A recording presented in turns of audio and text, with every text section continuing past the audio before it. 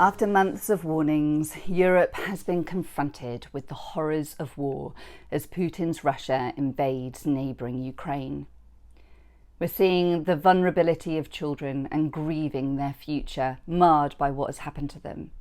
We're seeing the resilience of civilians standing in the path of the military and the plight of refugees, homeless and scared, whilst we reflect on the fragility of our own sense of security and control. But I'm also struck by how quickly our rhetoric can deify heroics, patriotism and the underdog and make monstrous the aggressor, the perpetrator and the invader. How quickly we can slip into reductionist perspectives of good versus evil, right versus wrong. I'm aware how easily judgment comes as prejudice threatens to cloud our justice.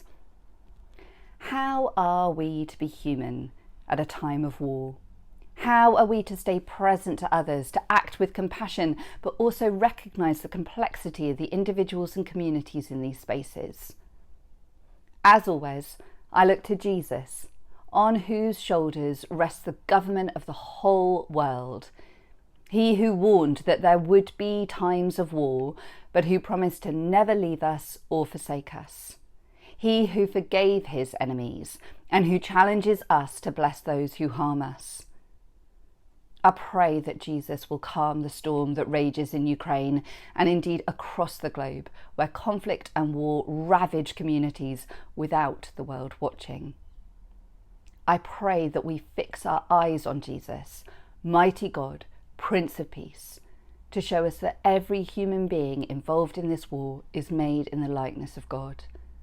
I pray that in times of war, I do not lose sight of my humanity and I won't fail to recognise it in others. I pray for God's kingdom to come, peace to reign, and for our hope to rest in Jesus. Until next time, take care and God bless.